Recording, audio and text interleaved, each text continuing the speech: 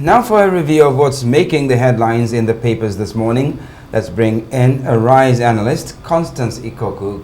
Good morning, Constance. Good morning, Charles, and good morning, Nkechi and Yolanda. Good morning, Dr. Ikoku. How are you? Very well, thank you. Yolanda, you are off for a few days. Welcome back. Thank you. All right, look at the papers with us this morning. We have Emmanuel Aziken. He is a columnist with Vanguard newspaper. Hello then, welcome to the program. We'll begin with this day. In this day, the biggest story that is on in Nigeria today, Tinubu declares state of emergency in Rivers State, suspends Fubara Deputy State Assembly for 6 months, appoints ex-Chief of Naval Staff Ibas Administrator. Let's go to Daily Independent as well. We have that same story with a different headline and some more information. Tinubu draws criticisms over state of emergency in Rivers. A lot of blowback indeed arising from this declaration since yesterday. According to article, it reeks of political manipulation, outright bad faith. It's unconstitutional to suspend Fubara deputy lawyers. Tinubu has just declared state of anarchy in Rivers, according to Kuya. State of emergency, vicious violation of constitution, says Bode Judge. And finally, PDP rejects emergency rule in Rivers, says it's state capture. Again, a potpourri of reactions. It's been a charged atmosphere since yesterday, with these intense emotions being expressed by different people in Nigeria. Emmanuel, your response to all of this? Well, there's no doubt that President Tinubu is walking back from the principles he once advocated for. President Tinubu, I remember in 2013, when President Jonathan declared state of emergency in 3 states in the Northeast, without suspending the governors there. Tinubu, then as national leader of the Action Congress of Nigeria, accused President Jonathan of emasculating those governors there. Though the governors were not suspended, but the mere declaration of state of emergency caused the national leader of the ACN to issue a very terse statement condemning the action of President Jonathan. But we see the situation in Rivers. It hasn't deteriorated to the situation we had in those Northeast states. The problem we had in Rivers was the state problem with the House of Assembly. The House of Assembly was split, and incidentally, the Supreme Court has given a judgment which we thought was being heeded to by the governor and by the State House of Assembly, which has also come to life. But mark you, even if we had a problem with the State House of Assembly, Section 11 of the 1999 Constitution provides a leeway. It says that the National Assembly should take over the functions of the State House of Assembly if there is a problem there, if the House of Assembly cannot do its duty. And Section 305 that the President relied on in making this declaration does not give any room for the suspension of a governor. You are removing the mandate that is given to the governor. The president that we normally sing, "On your mandate we stand," he has eroded the mandate of the people given to Fubara as it were. Well, I will be hearing more on this story today. The National Assembly will be deliberating on it because they need to approve this declaration by the president. I don't think they're unaware already. At least the principal officers are probably aware. Maybe even with the president before the proclamation. Okay, so exactly. So they would deliberate it as a house, as a body, and so we'll see what goes on from there. So apparently they will approve it because they're already in the know before the president went on air to declare that state of emergency. But a lot of people are saying that he went too far. Quick comments if you want to come in here. I mean, we can sit and argue if he went too far or if there was really a breakdown of law and order or public safety in the state. But the power for the president to declare a state of emergency pending the approval of National Assembly is explicitly stated in the Constitution. And so if he reasonably believes that those conditions are met, he can go ahead and make that proclamation. But as our guest in the offside studio has said, there is nowhere in the Constitution where it explicitly states that declaring a state of emergency is equals to suspending governor, deputy governor, and state house of assembly. And I think this is such a dangerous precedent to set, because where you have elected officials being able to be removed by just the stroke of a pen, it's a very dangerous precedent. And I hope the National Assembly scrutinize this properly, and we'll see how that plays out. There have been many more opportunities as well where a state of emergency could be declared in other parts of the country, like in the Northeast, for example. It has been literally torn apart and at war for as long as we can actually remember. And to see now Rivers State being, having a state of emergency being declared there, it's absolutely shocking and jarring to see, because it's like, this state is not at war. What's going on? And then to see the influx of the army going in is just absolutely shocking. Sorry, Charles, you were about to say something. Yeah, I mean, I was going to look at that provision where it says the president can declare a state of emergency specifically when there is an occurrence or imminent danger of the occurrence of any disaster or natural calamity. And then before that, when it's clear that there is present danger of an actual breakdown of public order and public safety. Now, I guess that's where he was taking his justification. Maybe he got spooked by the fact that there was a pipeline explosion. And, the Ijaws had actually been threatened before now that they would actually institute a reign of terror where, pipeline and oil installations would be attacked. But then, Ovieteme George went to the scene, and it was not exactly that kind of act of sabotage. People were actually violating the pipeline in order to steal the crude oil that runs through it. So it was not this kind of orchestrated attack. But I guess that spooked the president enough to latch onto this provision to declare a state of emergency. But then suspending the governor and other elected officials, like Nkechi said, that is absolutely another matter altogether. Right. Yolanda, to your point on the northern states, there have been declaration of state of emergency in the north, within the last 20 years. Yobe, Adamawa, and Borno, that was under President Goodluck Jonathan. So we've had that. Yes. And then under President Obasanjo, we also had Plateau, I think, and Ekiti State. Yes. Anyway, so more to come on that story today after the National Assembly meets, and I'm sure lawyers might go to court to test, the president on this constitutional matter of suspending the governor and the state House of Assembly. All right, the Guardian newspaper this morning, Pengerson accuses FG of aiding 11,000 Indians to secure Nigerian jobs.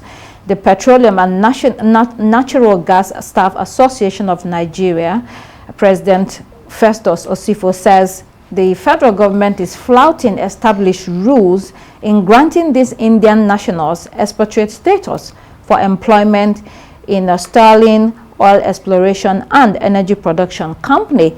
He says they have Indians doing domestic work, such as cooks, security guards, and others, and other types of job meant for Nigerians, as stated in the Nigerian Local Content Bill. Osifo says they've been on this matter for years. Emmanuel, please come in here. It seems to be a case of the government breaking its own law, except it has a tangible reason for doing this.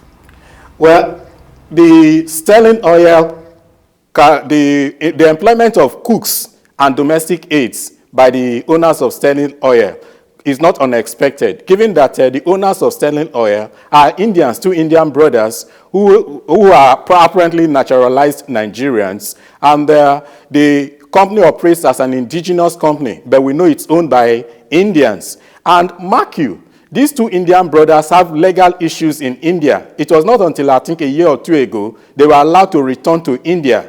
So they have issues there. But unfortunately, you see the situation in Nigeria. When people have issues abroad, they come to Nigeria and they ride free. The company the organization that is supposed to, the local content management body that is supposed to issue expatriate quotas to India, to these expatriates, it's been alleged by Pengasan that the rights to and their duties are being taken over by the Ministry of Interior. So I think it's something that is expedient for the government to investigate, because you can't allow 11,000 Indians into Nigeria to do work that is supposed to be done by Nigerians. And this is also more complicated by the fact that the top hierarchy of that company, it's mostly staffed by Indians. Nigerians are not in visible positions of authority in that company.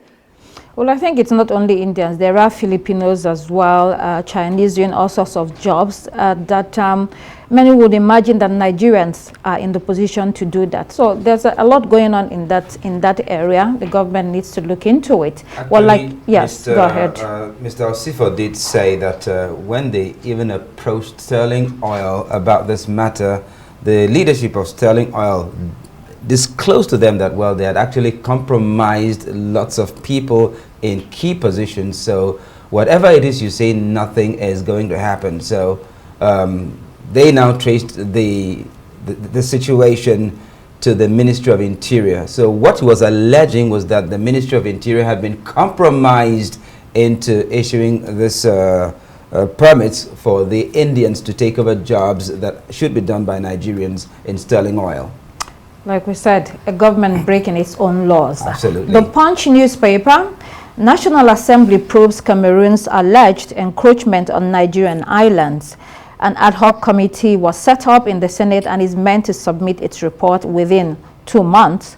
More than 2,000 oil wells are located within the disputed mangrove islands in Akwa Ibom State, and the area has a significant gas reserve. One of the senators from Akwa Ibom, Anie Kombasi, called this a national embarrassment, saying foreign laws by Cameroonian forces are being imposed on Nigerians living in 16 ancestral villages in these areas. The big issue here is, though, that while Nigeria accepted the International Court of Justice ruling in favor of Cameroon way back, the exact delineation of international waters has not been straightened out up till now. So that's a problem. It needs to be sorted. If you can jump in. Yeah, I think you're right, Dr. Constance. This dispute goes way back to 1913, when you had the Anglo-German treaty that defined the mangrove islands as Nigerian territory. And then you had that ICJ ruling on the 2002, yes. Peninsula ceding to Cameroon, which Nigeria accepted. But the exact delineation, like you said, of maritime borders around the mangrove islands was sort of left unresolved. And I think this ambiguity is now allowing Cameroon to exploit the situation. I think the obvious first step would be diplomatic channels, and then we take it from there. Well, before we start exploring the diplomatic channels, what happens to the Nigerian citizens in those areas who are actually being oppressed by Cameroonian authorities? Absolutely. I think that will probably be the place to start. Protect the Nigerian citizens first, and then yeah, but protect them, you have to still go through diplomatic channels to protect your people. Not necessarily. So what should they do? What should be the first step? Nigerian security forces deploy them there first. Absolutely. Before, there's no diplomacy in protecting the lives of your citizens. That's right. Okay. The audacity of Cameroon, even. Yes. Have said. The audacity. Oh, wow. Yes. Let's look at New Telegraph. Unpaid rent, Wike revokes PDP National Secretariat land. Shall we also see that story in Daily Trust with a slightly different bent? The headline in Daily Trust says, revocation of our land, plot to stifle opposition. That's PDP. Really, Emmanuel, why hasn't a party paid its title anyway? It just fits into the culture of to use the Nigerian parlance, anyhowness. And I think that is the major question the PDP should be answering. Why have you not paid your ground rent since 2006? And one must commend the FCT minister, whatever people may say about him as concerning his actions in Rivers, in his action in ensuring that big men in Nigeria, big men who own lands in Nigeria, pay their ground rents is commendable. You imagine this, like last time he revoked plots of land, including that of the Speaker of the House of Representatives. And you see, there has been a backlash on him now. For some time, we've been hearing the House Committee on Petition summoning the FCDA authorities for one thing or the other. So I just think that the PDP should go and pay its ground rents. It should pay its dues. You cannot be owing, and you either comes to equity must come with clean hands. The PDP, I think, is unfair in its criticism of the FCT minister in this respect. And this is a party that wants to run government. I mean, again, government breaking its own laws. Let's not forget that Wike is still a member of the People's Democratic Party. He has not left the party yet. So I mean, yes. The PDP talking about political persecution here doesn't hold water. He can be prosecuting his own party. Okay, the next paper, Daily Independent. Senate to make a social media platform. Bloggers have offices in Nigeria. This is a bill that is sponsored by Senator Ned Nwoko, which seeks to mandate social media giants such as Facebook, YouTube, TikTok, Snapchat, X, and the others to establish offices in Nigeria for economic reasons, but also regulations to have bloggers with verifiable offices and to belong to recognized association. I don't know about that second bit. Does anybody want to jump in here? I mean, I don't really know what I think. We're all shocked as you, especially about the second part, about the inclusion of bloggers. What about influencers as well? Yes, they need to have offices. Requiring them to have offices. I know people are just saying, look, we don't really know if this is about economic growth or if this is an attempt to regulate the digital space. Because you know that in Nigeria, when something happens, or maybe when someone says something on your platform, or an influencer maybe says something against the government, they can just run into your office and scatter the place. So these are the issues that Nigerians are talking about. If you're talking about big social media giants, big tech companies having local offices in your country, I understand that. But it's also a different, it's a different world and a different way of doing business today. Many of these international companies today, Uber for instance, they don't really have office in all these places. It's just a different way of doing business. So I don't know how far he will go to compel them or to get them to have offices here. Have done that. But India, Australia, some other countries have had to compel some of these big companies to just have, no matter how small, just have a sort of a local Those are functioning systems, though, okay, Emmanuel, do you want to come in? Yes, I just want to say that Senator Ned Nwoko, the sponsor of this bill, is one of the most visible politicians in the social media space on account of his marriages and on account of his popular wife. Probably this is his own way of getting back to the bloggers. But yes. To think of it, besides that, I am getting this sneaky feeling that it has to do with that young lady, Miss Ushie, who... This has been on for a while. Let me make the point. I'm getting that sneaky feeling, but then, on a, there's a correlation. On a broader perspective, it's more like when things like these happen, they want to know exactly where to go. Right. Like Nkechi said, to go and, in quotes, scatter the place. Right. All right. Well, he's been working on this bill for a long time. So anyway, let's look at another paper quickly. A Daily Sun. We have here, of course, Hurricane Tinubu sweeps out Governor Fubara lawmakers. And then at the top right-hand corner, new twist as Nnamdi Kanu opts for self-defense in trial. And then at the bottom, we have Mba flags off construction of 141 urban roads in Enugu. Vanguard, another one, attention as Tinubu declares state of emergency in Rivers. Tinubu lacks power to suspend the governor. And then we have that story also on Wike revoking PDP land. Okay, to the international headlines. Daily Graphic, agri budget too small for impact. That's right. Ghanaians are chewing on the money allocated to agriculture in their country and doubting its ability to make a dent. So talking about African countries should be, discussing feeding themselves. Citizen newspaper budget spend beloved a province with little money in its kitty and declining revenue. Gauteng province budget is being contested by coalition government of national unity. That's the DA. We also have the Sun, Putin's 30-day partial ceasefire. What the puck? Finally, President Donald Trump and President Vladimir Putin spoke on phone. A few agreements were reached between the two, but it's less extensive than what the Ukrainians and the Europeans wanted.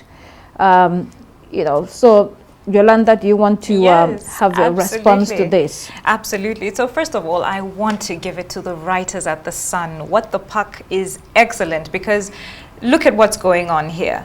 We're talking about a ceasefire, and yet Donald Trump and Vladimir Putin are talking about hosting hockey matches.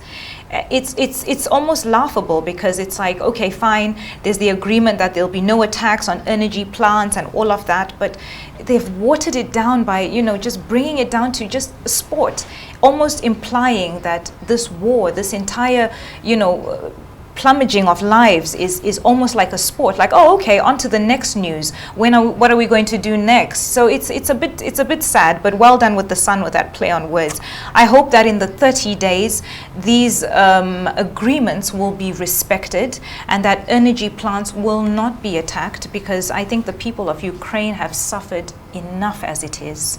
Well, let's see how that goes. Also, Ukraine is attacking energy facilities in Russia as well. So a ceasefire on both sides, it's okay. But, Donald Trump was also talking about reopening businesses between Russia and United States. It wasn't just about the hockey. Let's look at Israel again. The ceasefire in Gaza has been shattered. Israel is bombarding Gaza because they are insisting that the hostages that are being held by Hamas need to be released immediately. And then we also have the story on DR Congo. The M23 rebels have withdrawn from that ceasefire talk that is happening in Angola. So they are doing that based on the fact that the EU has imposed sanctions on them, and they say that is obstructing justice and the deal to be reached. So a sad story there. I think we have one more story, or I think that's it. Yeah, that's all we can take for today's newspaper review. Thank you so much, Emmanuel Aziken, columnist from Vanguard newspaper, for joining us today. And thank you so much, Dr. Constance Ikoku, for always joining us on Daybreak to dissect the headlines making the papers around the world. That's all we have for you here on Daybreak. I am Nkechi Nana. And I'm Charles Eruka. It's goodbye from me. And I'm Yolanda Robert. Please do keep it here on Rise News. The morning show is next. Goodbye.